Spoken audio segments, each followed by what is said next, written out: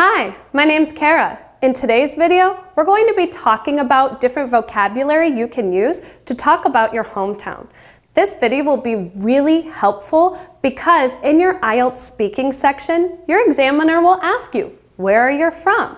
Talk about your hometown. So here, we will use different vocabulary to talk about cities and the countryside. It'll be a lot of fun. Let's get started. First, let's focus on some vocabulary we can use to talk about cities. What makes a city unique? What makes it interesting? So, first on our list, we have cosmopolitan. Cosmopolitan means there are a lot of people from all over the world, lots of culture, lots of food, lots of music, all in one city. So I will write here, lots of culture. An example of a city that is very cosmopolitan is London. When you are in London, you are able to get food from Italy, from Vietnam, from China, from India, all within London. So London is very cosmopolitan. Another example would be New York City. New York City is very cosmopolitan because it has a Chinatown and a Little Italy right next to each other. That is cosmopolitan. Next on our list, we have urban. Urban means something is of a city, from a city, or you can also say in a city. I might describe myself as having an urban lifestyle. This means I am used to taking public transportation every day, so I have an urban lifestyle. Some people also say they can tell I am urban because I walk very quickly, like someone in a city. Next, we have bustling. Bustling means there are lots of people. Lots of people moving in one place at one time. For example, I might say that a night market in Taipei is very bustling. There are so many people moving around, buying things, selling things all in one spot that a Taipei night market is very bustling. Also, I could also say that a shopping center is very bustling. There are people moving around constantly in a shopping center. So, a shopping center is bustling. Next on our list, we have lively. Lively means exciting. It is very fun to be in a lively place. You want to go somewhere that is lively. It looks like people are having fun. For example, I might say that Chicago is lively, especially after a sports game. The people are excited on the streets, going to bars. They are lively. I might also say that Tokyo is lively. It is a huge, exciting city with so much to do, and it is almost always lively somewhere in Tokyo. Next on our list, we have hectic. Hectic is a lot like lively and bustling, but not in a good way. Usually, hectic means there are too many people. It is a little crazy. You don't want to be somewhere that is hectic. An example of somewhere that is a little too hectic is Los Angeles. I could say on the IELTS speaking section that Los Angeles traffic is hectic. It takes 1 hour to go 1 mile during traffic in LA. I could also say that New York City on New Year's Eve is very hectic. Everyone goes to Times Square to see the ball drop, and it is a little too hectic to enjoy my time there. Next on our list, we have vibrant. Vibrant means something is colorful. It's beautiful. You want to look at something that is vibrant. An example of a place that is vibrant is San Francisco. In their Mission District, they're very well known for their murals. I would describe the Mission District in San Francisco as being wonderfully vibrant. I could also say that certain parts of Pittsburgh are vibrant. There are famous artists popping up here and there, creating different huge pieces of art all over the city, making it look very vibrant. Next on our list, we have the word sprawling. Sprawling simply means spread out. This usually means that a city started in one spot, but spread out, grew and grew more every year. So now when you look at the city, it seems to never end. It is sprawling. An example of a sprawling city might be Amman. It seems when you're high up on the mountain in Amman, it is sprawling. The buildings go on as far as you can see. Another example of a sprawling city might be Los Angeles. It didn't start out too big, but over time they kept growing and growing. More people moved there. So now Los Angeles is very sprawling. Do you think you would call your city sprawling? Next on our list, we have the word contemporary. Contemporary simply means modern. It is modern. New. It doesn't look very old. It looks like it just came there. An example of a contemporary city most likely would be Shanghai. All of the buildings and roads in Shanghai look so very contemporary, look so new, futuristic. Another contemporary looking place might also be Seoul.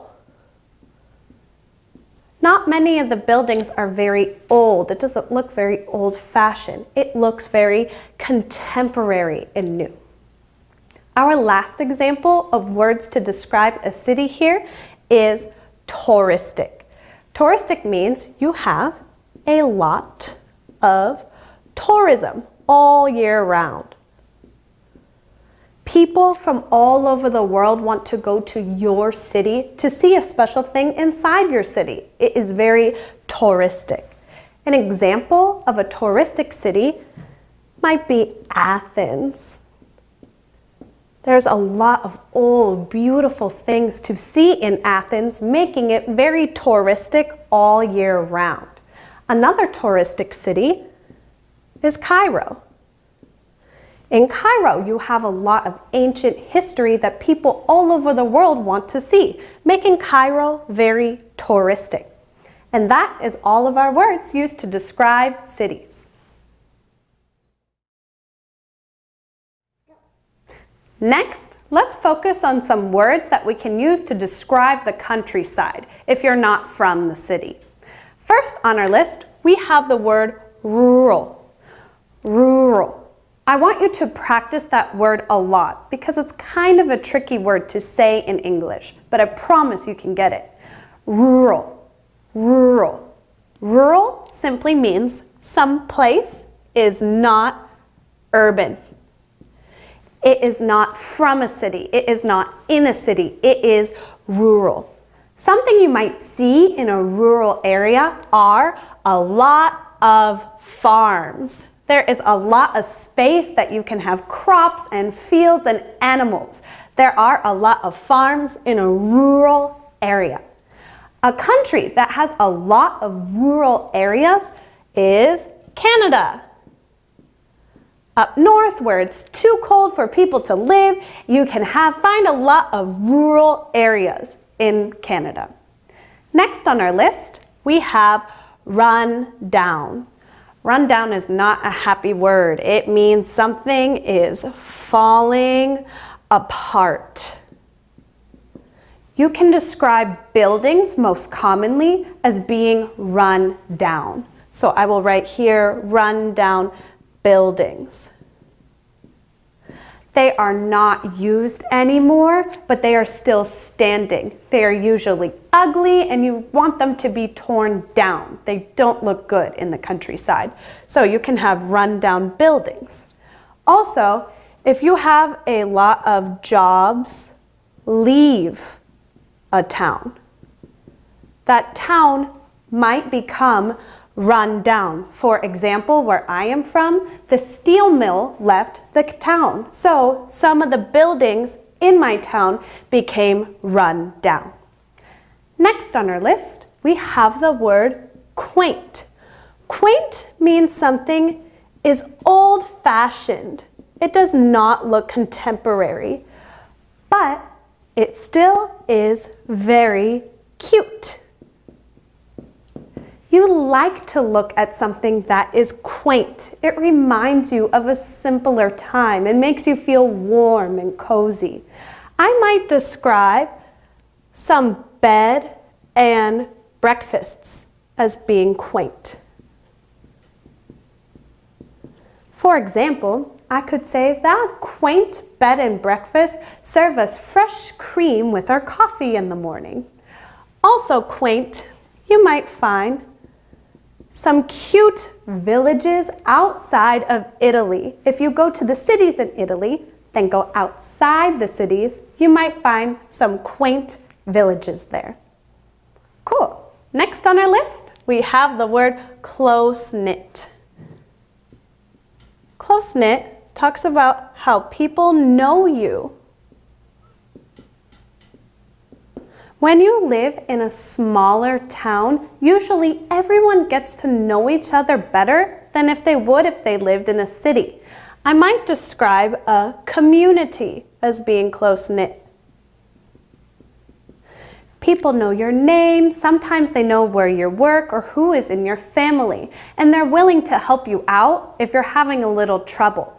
I would describe that as being a close-knit community. Another close-knit place you might find in the countryside is a church.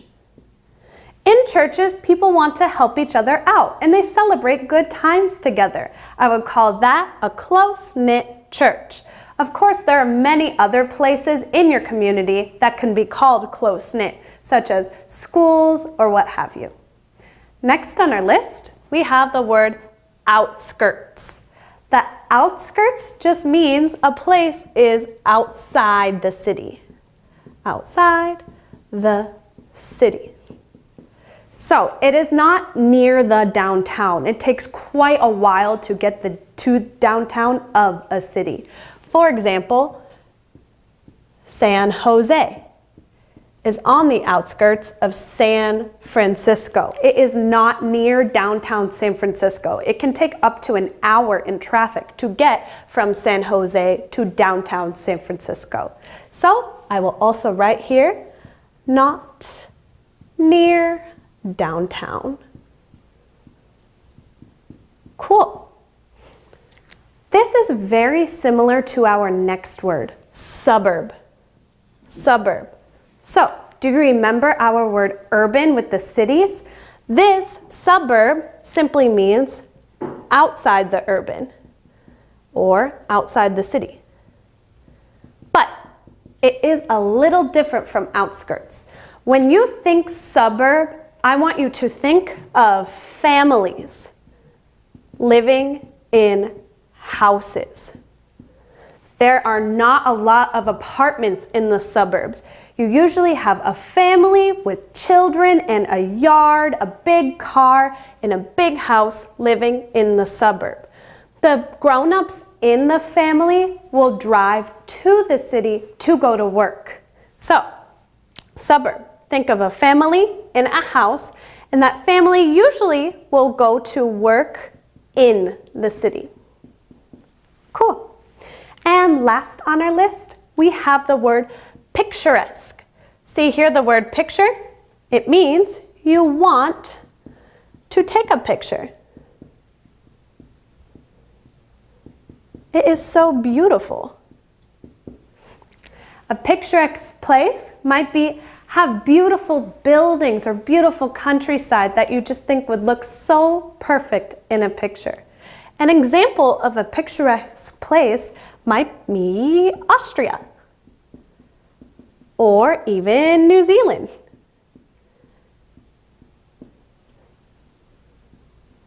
These places have a lot of beautiful buildings or beautiful fields, mountains, trees, anything that makes you want to take a picture. You can describe as being picturesque. One more important thing to keep in mind when using the word outskirts is the proper preposition for outskirts is on the outskirts. I would say San Jose is on the outskirts of San Francisco. Whereas with suburb, you want to use in the suburb. I live in the suburb or I live on the outskirts.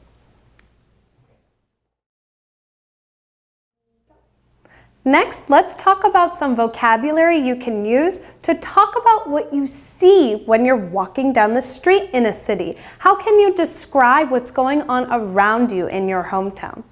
First on our list, we have the word high-rise flats. High-rise flats simply means you have tall apartment buildings. Very, very tall apartment buildings as high as you can see within a city. You might describe Tokyo as having a lot of high-rise flats. I live on the 27th floor of a high-rise flat in Tokyo. Another place very famous for its high-rise flats is, of course, New York City. You can say, let's go to that coffee shop between the two high-rise flats on 6th Street. So, high-rise flats. Easily said, tall apartment buildings. Next on our list, we have the word pavement cafe.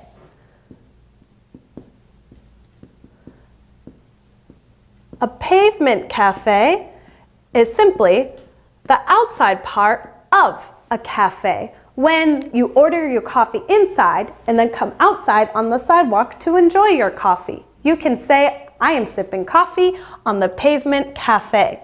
Some places are really well known for their pavement cafes, such as Paris. You can say, I had an excellent cappuccino at a pavement cafe in Paris. Another place very well known for its pavement cafes is San Francisco. Again, you could say, let's go meet up at the pavement cafe on 6th Street. Next on our list, we have the word upmarket. Upmarket is an adjective. Something that is made for wealthy people. Most people cannot afford something described as upmarket. If you have a high income, you might like to shop at a place that is upmarket. For example, let's talk about a ski resort. Perhaps I could ask you, hey, do you want to go to this ski resort this weekend? Oh, I can't possibly afford it. It is far too upmarket for me. Also, I'm sure you can find a lot of upmarket shops in Manhattan. Manhattan is a very expensive place to live, so naturally, wealthier people will live there. Thus, you will have more upmarket shops in Manhattan.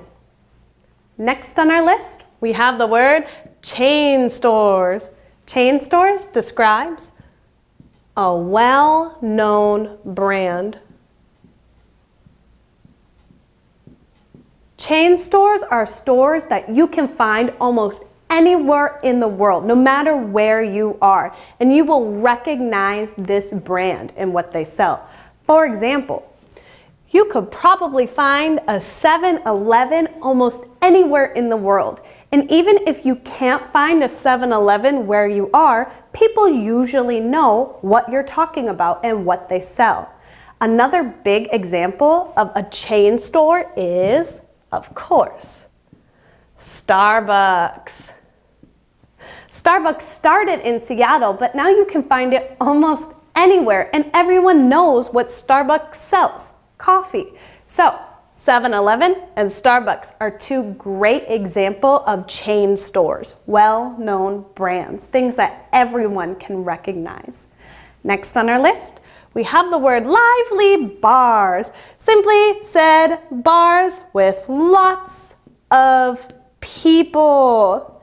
You can describe lively bars as having a great atmosphere. You see how much fun people are having at lively bars and you want to go and drink there too.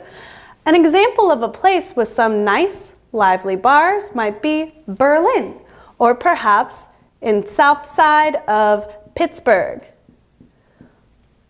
In many cities, you can find many lively bars, places where you want to go and have fun because they are having fun too.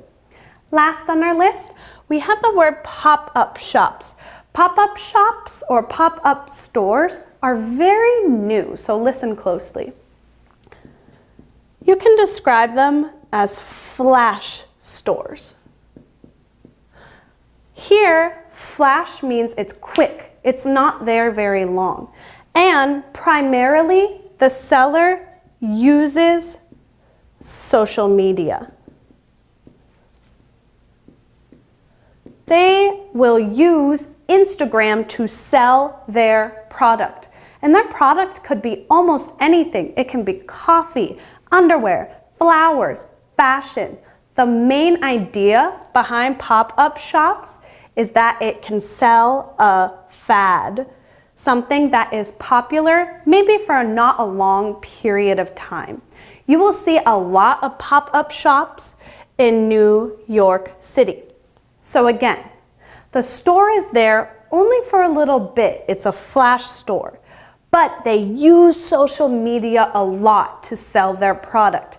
You buy their product, take a selfie, tag them, and you can sell that fad. Let's now focus on the ways you can describe what you see in the countryside. What can you see as you walk down the street, drive down the countryside? First on our list, we have a big word, out-of-town shopping centers. This simply means you have a mall or a plaza outside of your town or outside of your city. This means you can take your car, drive about 20 minutes outside of your town and city and find a big shopping area where you can find many popular brands such as Adidas or maybe even Alto. Again, these out-of-town shopping centers are not small. They're usually very big plazas. They feel like a mall. They have a food court, and you can do a lot of your shopping there for a cheaper price. Next on our list, we have the word boarded up shops. These are stores that are now closed with wood. So, the store is no longer open and they have used a nail and hammer and closed up the shop with wood. A word that we learned earlier to describe boarded up shops can be run down. It does not look good, the building is not new, and you usually want it torn down or opened up so a new shop can go at the boarded up shop. An example that you might find in the US is Kmart. Kmart used to be a big store in the US, but now it's no longer open. If they didn't tear down the Kmart or get a new shop inside where the Kmart used to be, it is now a boarded up shop, a shop closed with wood. Next on our list, we have the word ranch. A ranch is a big farm. This big farm is used for animals. If you have a lot of cows on a ranch, you call that a cattle ranch. You can use cattle ranches to make meat, to make milk, or what have you with cows. We call that a cattle ranch. You can also have a horse ranch. So again, in the countryside, if you have a huge farm with so many horses or cows, you can have a cattle ranch or a horse ranch. Another thing you might get to see in the countryside is an orchard. This word's a little strange, so let's practice. Orchard, orchard. An orchard is again a farm where you can grow many things, such as apples, an apple orchard, or you can grow nuts, an almond orchard. You can also have an orange orchard, or you can have a cherry orchard. When you're talking about life in the countryside, you can say, we were driving down the road and I could really smell the cherry orchard. Or they're having a special today at the apple orchard where you can fill up a basket for $10. That is the word orchard. Now, vineyard is a lot like orchard, but vineyard just has to do with grapes because grapes grow on the vine. So you have a vineyard, a grape vineyard. Usually, vineyards are very famous for wine. If you live in the countryside where they make a lot of wine, they need the grapes to do that. So you can drive by and see for miles and miles the grape vineyards used to make wine. Last on our list, we have mom and pop shop. Here we're talking about mom and dad, mom and pop. Mom and pop shops are family-owned businesses, family stores, where a mom and pop might open up a store. It can be anything, a restaurant, a hardware store, whatever you would like.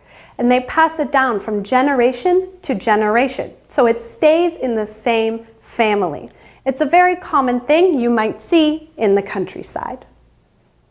As always, the key to doing well on the IELTS speaking section is practice. Take these vocabulary words, pick the ones that describe your hometown, and practice them as much as possible. If you want to